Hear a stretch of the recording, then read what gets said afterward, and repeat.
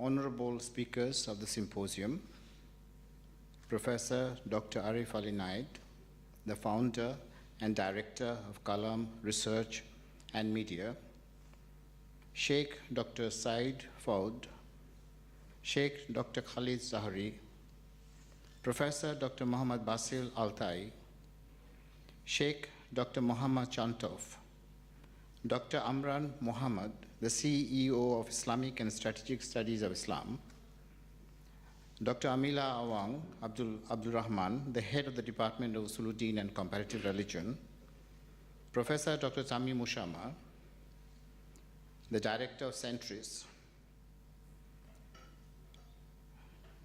Professor Mumtaz Ali, Dr. Haslina Ibrahim. Can we give a round of applause to her, please?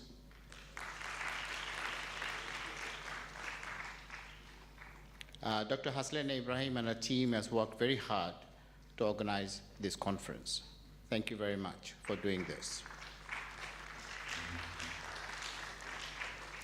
Distinguished professors, fellow academics, guests, symposium presenters, and participants, Assalamu alaikum wa rahmatullahi wa barakatuh. Ahlan wa sahlan. Selamat datang. Welcome to IIUM and to the Garden of Knowledge and Virtue. And welcome to the third Kuala Lumpur International Kalam Symposium, or KLIKS 3. Whoever came up with the acronym of the conference must be a genius. It's called KLIKS. So hopefully it's all going to click at this conference and things are going to be wonderful. We have had many similar intellectual gatherings at this university and Kulliyyah in the past.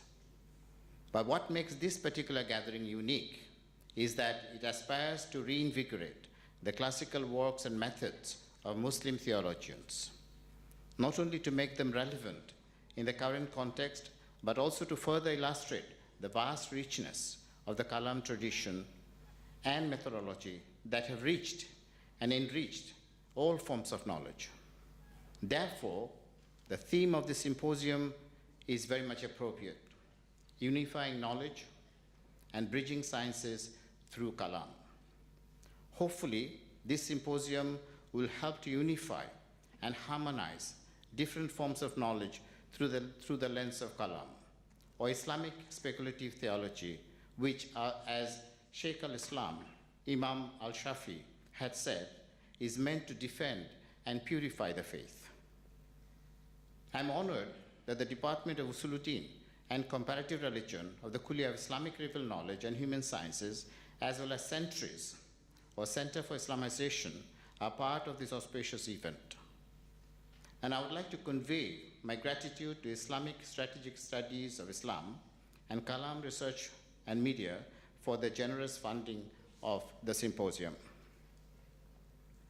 On behalf of the university, I would like to congratulate the organizers of the symposium, which demonstrates the university's link with the local and international think tank organizations and thereby fulfill one of the university's KRAs.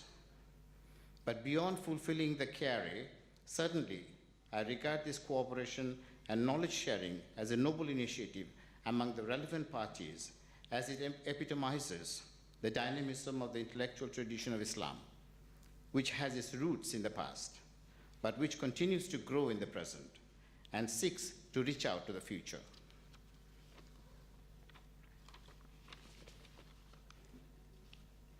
I regard that the strategy to revive Islamic science of discourse, or Islamic scholastic theology, as undertaken by Islamic and Strategic Studies of Islam and Kalam Research and Media, and shared by the Department of Usuluddin and Comparative Religion, is an innovative, creative, and a strategic move at a time when the Ummah is trying to revive itself by incorporating new knowledge and approaches in order to weather the manifold challenges it is facing at the moment.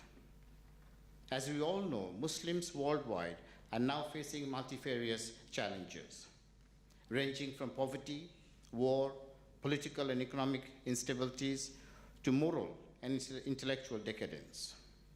It takes a lot of commitment, energy, and determination to address these issues.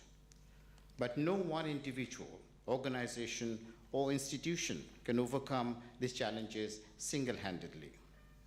It is therefore important that we come together as we have done at this symposium to converge our energies, vision, and resources to tackle the problems currently plaguing the Muslim community worldwide. I have been informed that this symposium is being attended by more than 100 students from other public universities of Malaysia. And it has attracted hundreds of participants as well as many presenters from local and international universities. Congratulations to the organizers for this remarkable achievement. Applause, please.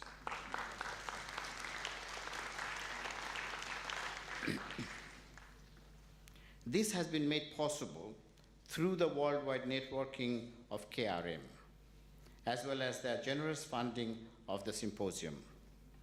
The credit also goes to ISSI, not only for extending the KRM initiative among the Muslim intellectuals in Malaysia, but also for adopting the strategic partnership with my Kulliyyah, in particular with the Department of Usuluddin and Comparative Religion.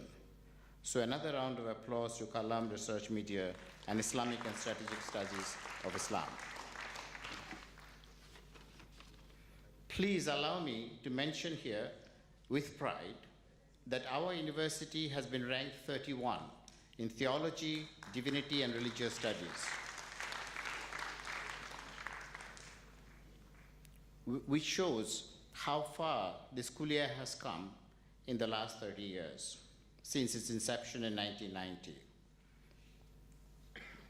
This has been made possible only because of the hard work and passionate quest and curiosity for knowledge by the learned colleagues of Department of Usuluddin and Comparative Religion and other IIK departments in the Kulliyyah. It is my ardent hope that the papers presented at this symposium will be published in books and journals, as it is of utmost importance that we Muslims contribute proactively to the field of knowledge. This is crucial because without our wholehearted participation in the process of generating knowledge, the voice of the Muslims will be pushed to the background, and the world will be taken over by people of other faiths. This is a reality that cannot be avoided, no matter how vexed or angry we might feel about it. Symposia, conferences are good and have their merits. But for any idea to last long and contribute meaningfully to the dialogue in the field, it must find its way to print or online publication, where present and future generation of scholars could study, dissect, accept, or dispute with ideas. It is only by studying the ideas of the past and the present that we can build our future.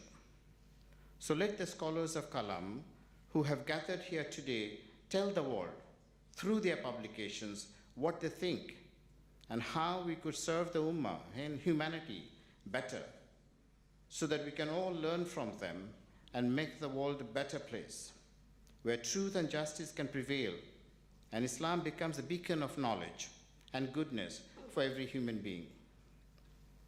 Unfortunately, this could not be attained if our papers remain limited to this audience only, or shared in the ephemeral form of conference presentations.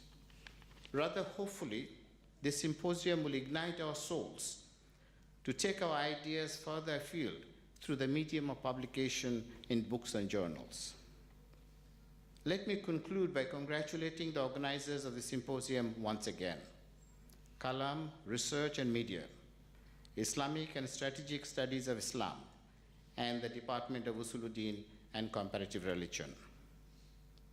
Let me also thank and congratulate all those who have helped in organizing the symposium through their leadership or their dedicated service in various committees, and without whom a symposium like this could not have been materialized.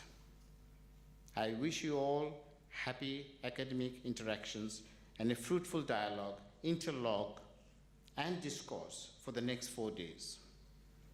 And with Bismillahir Rahmanir Rahim, I hereby declare the 3rd Kuala Lumpur International Kalam Symposium officially open. Thank you, and wa alaikum assalam.